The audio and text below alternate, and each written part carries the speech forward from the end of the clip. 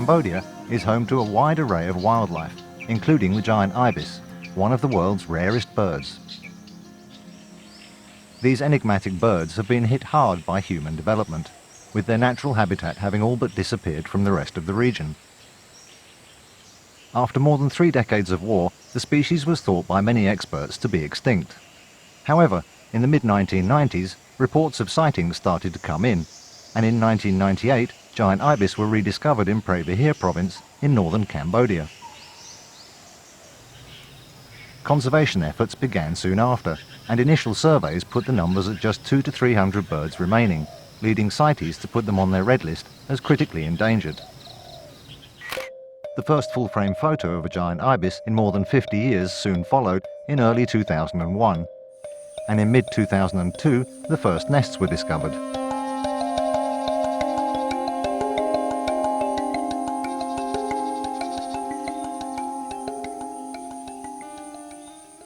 ចំពោះសត្វត្រយ៉ងយក្សគឺពីដើមឡើយគឺថាមានសម្បូរនៅក្នុង Southeast Asia តែម្ដងប៉ុន្តែប្រហែលឆ្នាំ 50 ឆ្នាំចុងក្រោយនេះគឺថាប្រភេទសត្វនេះត្រូវបានបាត់បង់នៅពីប្រទេសផ្សេងៗដូចជានៅប្រទេសឡាវឬក៏ប្រទេសវៀតណាមអីគឺថាស្ទើរតែផុតពូជអស់ហើយអញ្ចឹងបច្ចុប្បន្ននេះគឺមានតែនៅប្រទេសកម្ពុជាយើងគឺច្រើនជាងគេប្រហែលជា 80 ទៅ 90% នៅប្រទេសកម្ពុជាហើយមានមួយចំនួនទូចហ្នឹងនៅប្រទេសឡាវប្រភេទត្រយ៉ងយក្សគឺបានជ្រើសរើសជានិមិត្តរូបនៃសត្វស្លាបនៅក្នុងប្រទេសកម្ពុជានៅឆ្នាំ 2007 ហើយការជ្រើសរើសនេះគឺទៅផ្អែកទៅតាមលក្ខណៈជីវប្រវត្តិសាស្ត្រដែលផ្សារភ្ជាប់ជាមួយប្រពៃណីរបស់ប្រទេសខ្មែរផងដែរដូចជាឈ្មោះសត្វត្រយ៉ងយក្សហ្នឹងគេហៅថាឈ្មោះឪលើក ឪលើកហ្នឹងគឺជាឈ្មោះមួយដែលបានមកពីប្រជាជនដែលគាត់ឲ្យតែម្ដងដែលមានប្រវត្តិជារឿងនិទានហើយម្យ៉ាងទៀតគឺថាប្រភេទសត្វនេះគឺពេលដែលយើងដាក់ឈ្មោះហ្នឹងគឺប្រភេទសត្វនេះយើងគិតថាវាកម្រឬក៏ផុតពូជចឹងហើយបានជាយើងយកសត្វនេះមកដាក់ជានិមិត្តរូបនៃសត្វស្លាបនៅក្នុងប្រជាណាចក្រកម្ពុជាសត្វត្រយ៉ងគឺចំណីរបស់វាគឺមានអន្ទង់ នៅតាមតាពាំងហ្នឹងហើយកង្កែបហើយនឹងសត្វល្អិតនឹងវាអាចជួនកាលស៊ីប្រភេទសត្វពស់ទូចៗដែលវាអាចស៊ីទៅបានអញ្ចឹងនេះជាចំណីរបស់វាហើយចំពោះរឿងទីជម្រកវិញគឺសត្វត្រយ៉ងនេះគឺចូលចិត្តរស់នៅក្នុងតំបន់ព្រៃល្បោះដែលសម្បូរទៅដោយ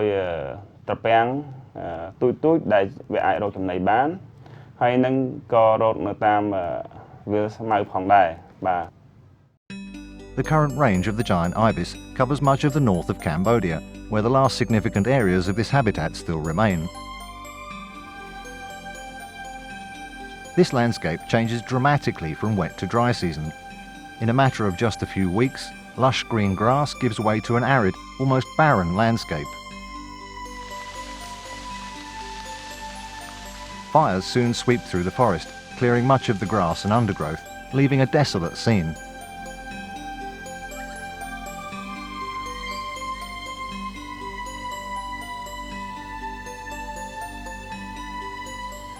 However, once the rains begin again, the forests come alive once more.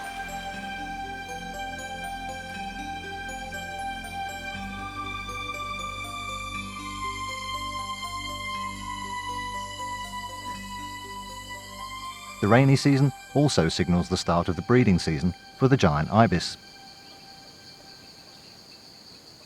សត្វត្រយ៉ងយក្សមានកូនចំនួន 2 ជួនកាលមានមួយផងដែរប៉ុន្តែវាមានភាពកម្រហើយកូនត្រយ៉ងយក្សនេះបន្ទាប់ពីញាស់ទៅគឺថាវាត្រូវប្រើពេលអស់ប្រហែលជាពី 6 ទៅ 8 សប្តាហ៍ដើម្បីវាកូននឹងអាច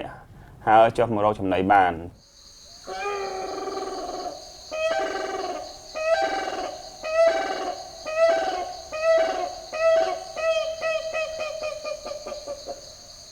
These rather prehistoric-looking birds generally choose the highest branches of the tallest trees to nest in, making observation difficult. However, with these birds only nesting in the wet season, just getting to a nest can be a far more serious challenge. This is a landscape that can flood in a matter of minutes, and some areas will remain underwater for weeks or even months at a time.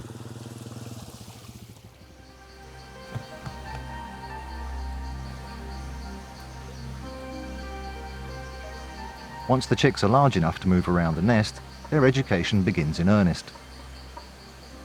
Nest repairs are a fairly continuous process, as ibis nests are not the most robust of structures. Unlike some species of birds that reuse the same nests each year, ibis nests soon disappear without continuous repairs, so they rarely return to the same tree.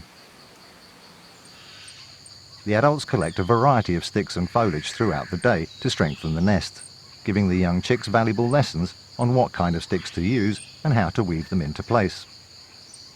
Getting your stick in just the right spot is not always a simple task, but they do seem to manage eventually. However, the adults don't always seem to agree on just how best to make their repairs.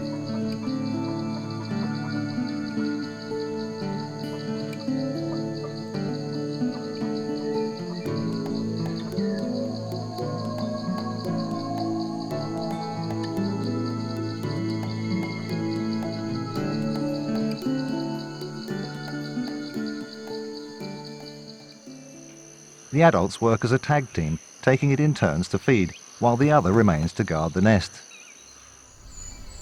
Armed only with what resembles a pair of giant chopsticks, these birds are surprisingly dexterous. During the dry season, they poke their beaks into cracks in the drying ground to pull out a wide range of animals, but their most common prey are frogs. Once the adult has eaten enough, it will return to the nest to regurgitate its catch for the ever-hungry chicks. The adults are kept busy from dawn till dusk by the increasing needs of their youngsters. The chicks constantly pester the adults for food, tapping their beaks against the adults until they get the required response.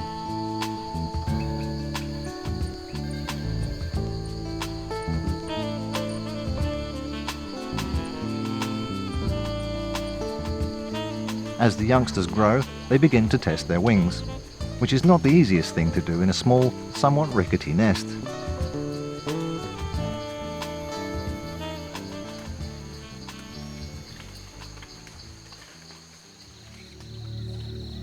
Once they leave the nest, the adults stay with the youngsters for several months to continue their education. In addition to showing them where to find food, the adults also conduct safety checks on locations before calling in the juveniles.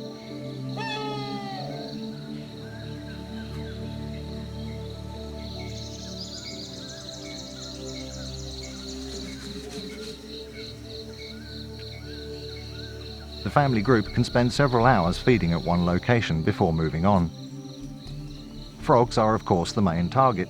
but they also search for small invertebrates in the mud.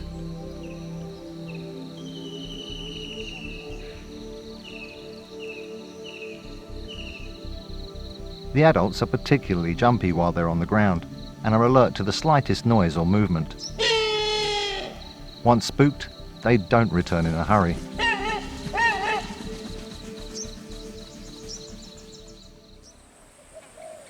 Cambodia has many folk tales regarding local wildlife, and one of the reasons the giant ibis still survives here is due to a tale about a woman who abandons her 3 children in the forest. កូននឹងនៅយូររាប់ឆ្នាំទៅក៏វាយើងនិយាយថាពាក្យស៊ីទៅស៊ីខ្យងស៊ីក្តាមនឹងតែឆៅរាល់ថ្ងៃដល់យូរទៅខ្លាយជាដុះរោមទាំងបងទាំងប្អូនក៏លេចដុះរោមដុះអីក៏យូរទៅទៀតក៏អាចចេះផ្ទះហើផ្ទះអីបានពេលនេះម្ដាយនឹកឃើញកូនក៏ទៅលេងនឹងកើតជាសត្វដល់បាត់ហើយទៅហើទៅម្ដាយចិត្តរត់តាមក៏ស្លាប់ម្ដាយនៅទៅ ក្មេង 3 នាក់ហ្នឹងខ្លាយទៅជាសត្វឲ្យលើកនេះមិនចាស់បារាណទៅប្រាប់កូនប្រាប់ចៅថាបើឃើញឲ្យលើកកុំធ្វើបាបវាកុំបាញ់ឬកុំហូបព្រោះសត្វហ្នឹងកើតមកពីមនុស្សទេបាទ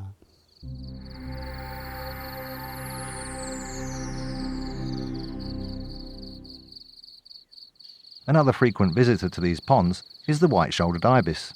a close relative of the giant ibis, which are equally reliant on this fast-disappearing landscape. As with their giant relatives, they are also listed by CITES as critically endangered and only number in the hundreds. Small numbers are also found in southern Laos and Vietnam, as well as in East Kalimantan in Indonesia. However, the vast majority are found in northern Cambodia. Early risers, this group arrives well before dawn. Unlike their more reclusive relatives, the white-shouldered ibis are often seen travelling in quite large groups. While they're generally fairly peaceful, squabbles do occasionally break out, with their long beaks being employed to great effect.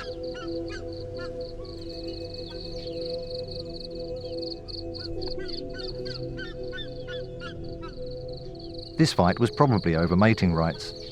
The victor mounts his opponent, possibly to enforce his dominance. They feed on the same prey as their larger relatives, spending many hours poking their beaks into the soft ground to unearth frogs and various invertebrates. While the long beaks might be good for digging the frogs out, it's quite another thing to hold onto one.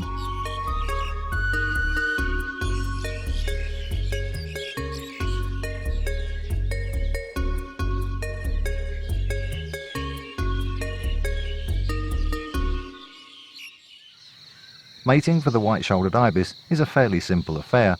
The males take it in turns to present sticks to the female to inspect, presumably as an example of their prowess in nest building. With so much attention, the girls can afford to be picky, but in the end, the boy with the most impressive stick seems to get the girl. White-shouldered ibis can be found all across northern and eastern Cambodia. One of the most significant populations can be found at Tamak Bawi in Preah Vihear province, where they can be seen feeding with their giant relatives. However, Siem Pang in Stung Treng province is the real stronghold for the species, with almost half the world's current population found there. While these birds are incredibly rare elsewhere, the populations around Siem Pang and Tamak Bawi are relatively healthy, and there's every hope their numbers will increase in the future. The open forests across northern and eastern Cambodia are also home to a great many other species.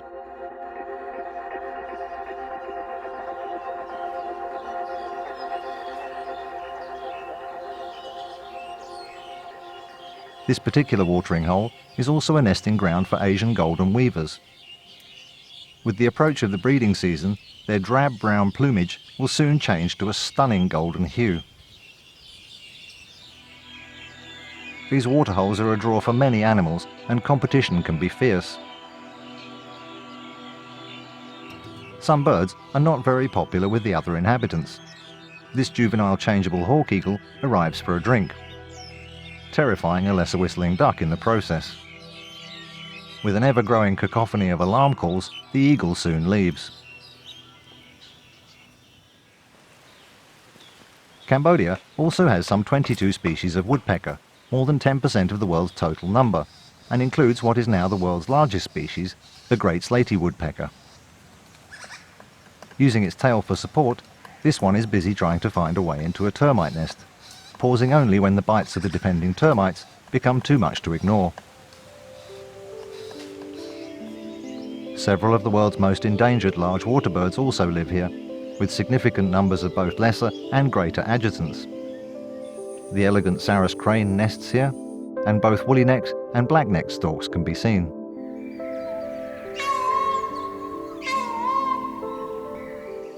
Another feathered inhabitant is what is without doubt Cambodia's most extravagant bird, the green peafowl, Indochina's answer to India's blue peacock. These stunningly beautiful birds are still sometimes hunted for their feathers, and sadly are no longer a common sight. Wild cattle like banteng and the enormous gaur can also be found here, as can the critically endangered Eldsdeer. Elephants, once common in these forests, still exist in small numbers, but are rarely seen. Cambodia is also home to some 9 different species of primates, several of which can be seen in these open forests, such as pileated gibbons and the pig-tailed macaque, among others. However, it's the birds that are arguably the most significant inhabitants of this landscape.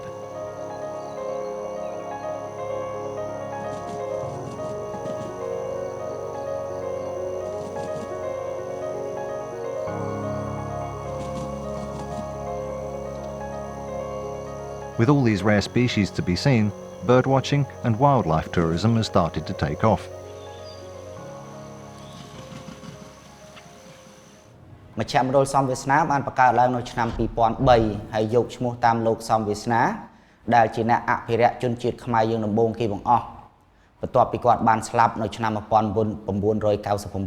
ក្នុងបេសកកម្មរបស់គាត់ស្វែងរកសត្វគោព្រៃដែលជាសត្វតំណាងឲ្យប្រទេសកម្ពុជាយើងដោយសារតែជំងឺគ្រុនចាញ់នៅពេលដែលគាត់មានអាយុ 33 ឆ្នាំយើងធ្វើការអេកូទេសចរហ្នឹងពីខែ 11 រហូតដល់ខែ 3 ហើយប្រាក់ដែលយើងរកបានទាំងប្រមាណហ្នឹងគឺយើងនឹងយកវាត្រឡប់ទៅឲ្យខាងការអភិរក្សហ្នឹងវិញជាឧទាហរណ៍ដូចជាភ្ញៀវទេសចរម្នាក់នៅពេលដែលគាត់ចូលទៅទស្សនានៅភូមិស្មាតប៉ោយសម្រាប់ការមើលសត្វឪលើកហើយនិងសត្វតយ៉ងចង្កំកសហ្នឹងគាត់ត្រូវតែបង់វិភាគទានត្រួតត្រងសហគមន៍ឬក៏ត្រួតត្រងការអភិរក្សហ្នឹង$30ប្រសិនបើគាត់អាចឃើញសត្វទាំងពីរតែប្រសិនបើមិនឃើញសត្វទាំងពីរទេយើងឲ្យគាត់តែ$15ទេអាហ្នឹងវាជារបៀបមួយដែលយើងចងតើសំវិស្នាជួយការអភិរក្សនាំអេកូទេសចរចូលហ្នឹងវាទៅជួយការអភិរក្សហ្នឹងដោយរបៀបណាគឺយើងដាក់លក្ខខណ្ឌចងគាត់មិនត្រូវបាញ់សត្វគាត់មិនត្រូវកាប់ព្រៃបាទ A number of guest rooms have been built on the edge of the village and are fully equipped with solar power and solar water heaters for a genuinely environmentally friendly stay.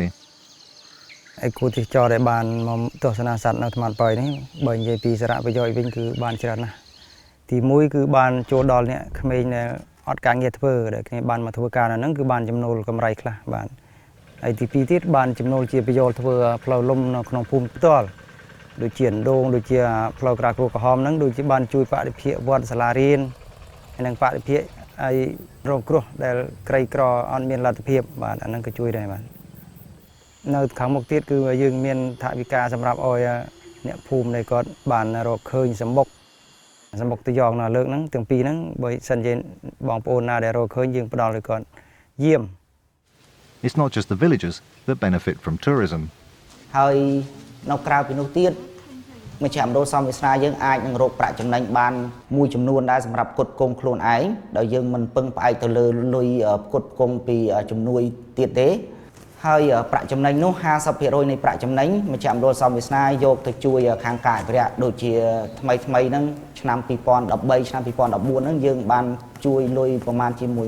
$12,000 ក្នុងមួយឆ្នាំទៅផ្គត់ផ្គង់អាហារឋានថ្មាតនៅខាងព្រៃការពារព្រះវិហារដែលពីមុនមជ្ឈខាងអង្គការសមាគមអភិរក្សសត្វព្រៃឬក៏ WCS ហ្នឹងគាត់មានការពិបាកមែនទែនដើម្បីរកលុយនឹងទៅផ្គត់ផ្គង់ព្រោះយើងត្រូវកាប់គោឲ្យថ្មាតហ្នឹងក្នុងមួយខែ2ដង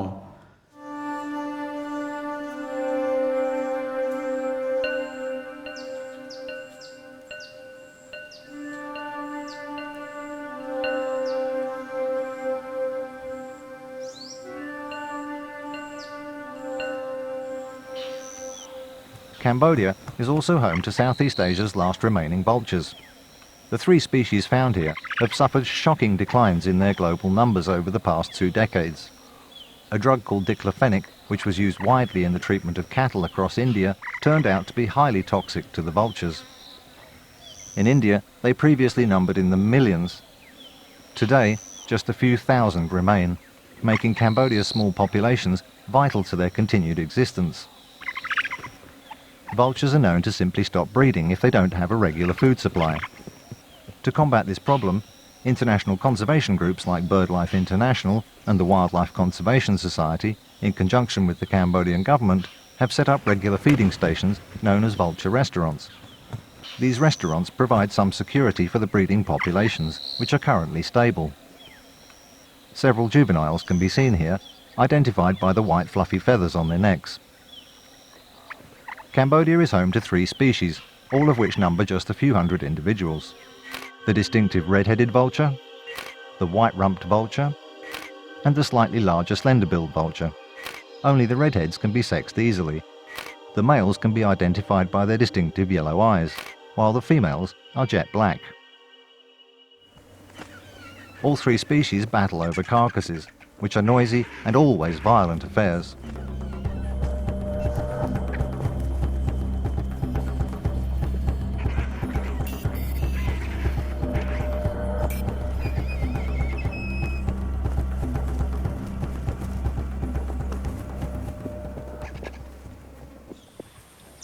With Cambodia being the last stronghold of not just Southeast Asia's vultures, but also the giant ibis, it's important to understand what's driving their decline and what is being done to save these once relatively common species.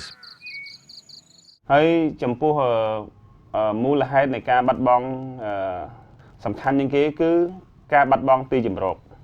ការបាត់បង់ទីជម្រកនេះគឺមាន2ទី1ការបាត់បង់ទីជម្រកសម្រាប់ប្រភេទសត្វនេះដើររកស៊ីចំណីនៅតាមតាពាំងតាមវាលផ្សេងទី2គឺការបាត់បង់ទីជម្រកសម្រាប់វាពងកូនដូចជាដើមគឺប្រភេទដើមឈើដែលវាពងកូនដូចជាដើមត្រាចដើមត្បែងនៅក្នុងប្រទេសកម្ពុជាគឺថារាជរដ្ឋាភិបាលកម្ពុជាបានខិតខំប្រឹងប្រែងព្យាយាមធ្វើការអភិរក្សប្រភេទសត្វព្រៃគ្រប់ប្រភេទជាពិសេសហ្នឹងប្រភេទមានកម្រដូចជាត្រយងយក្សនេះគឺថាក្រុមការងារដែលសហការជាមួយអង្គការផ្សេងហ្នឹងបានខិតខំប្រឹងប្រែងធ្វើការស្រាវជ្រាវដើម្បីរកឲ្យឃើញនៅប្រភេទសត្វមានកម្រ With illegal logging and large-scale land clearance for economic land concessions destroying their habitat, projects like those at Samak Bawi and Siam Pang are becoming increasingly vital to the continued existence of the giant ibis and countless other species. At Siam Pang, BirdLife is working together with the Forestry Administration to safeguard a population of about 50 to 60 giant ibis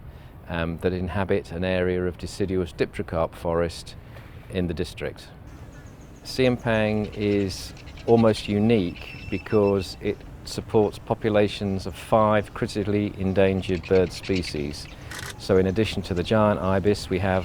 40% of the world population of the white-shouldered ibis, and we also have breeding populations of slender-billed vulture, white-rump vulture and red-headed vulture.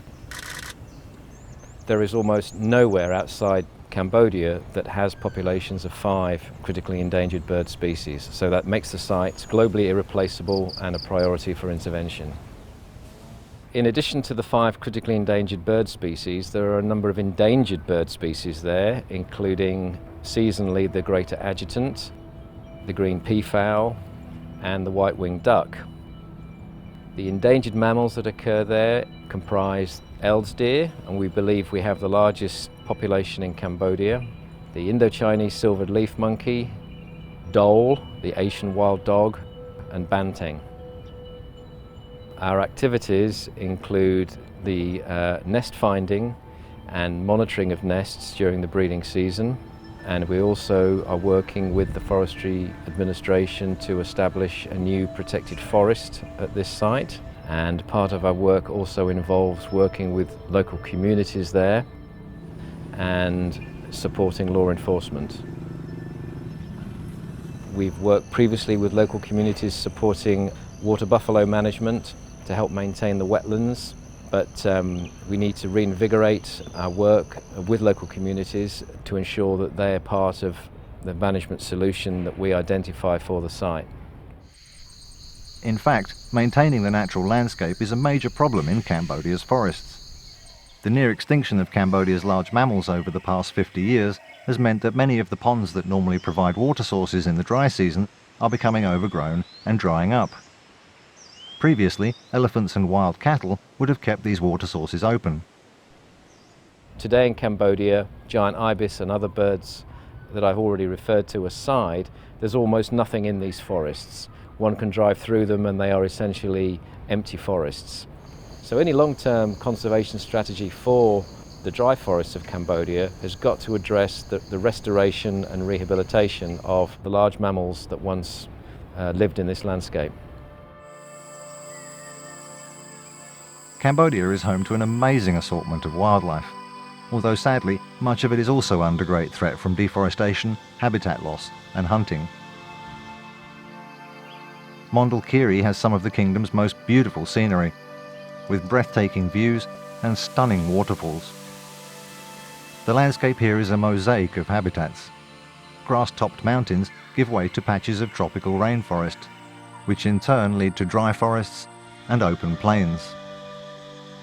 With such varied habitats, the province is also home to an incredible array of wildlife,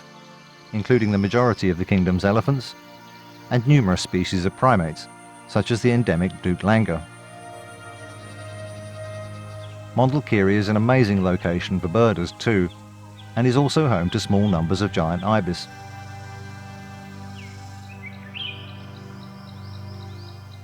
In the southwest of the country, the Cardamom Mountains represents Cambodia's largest continuous area of forest, with spectacular views and equally spectacular wildlife.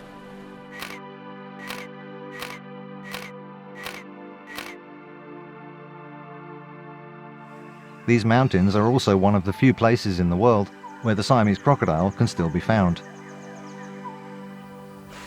Elsewhere, the Mekong River is home to the rather odd-looking Irrawaddy dolphin. Unfortunately, these amazing creatures are facing possible extinction.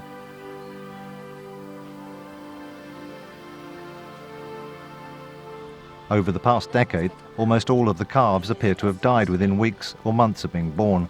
so their future looks very uncertain.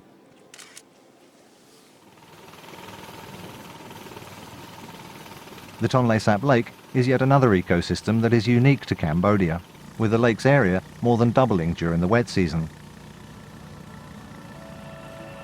This massive inundation of surrounding forests in turn causes an explosion of life across the entire lower Mekong basin.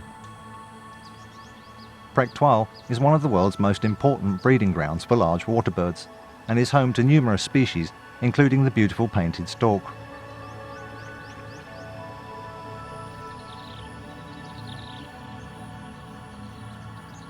This one's using its wing to provide shade, helping it to see the fish hiding among the plants. The endangered oriental darter can be seen here too. Like their smaller relatives, the cormorant, they also dive underwater to catch their prey. Although sometimes things don't work out quite according to plan.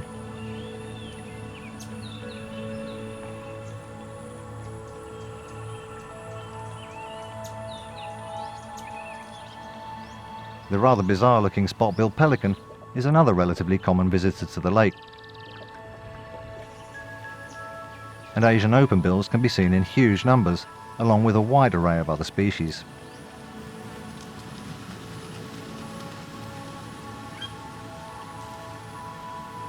For birders, this place really is a paradise.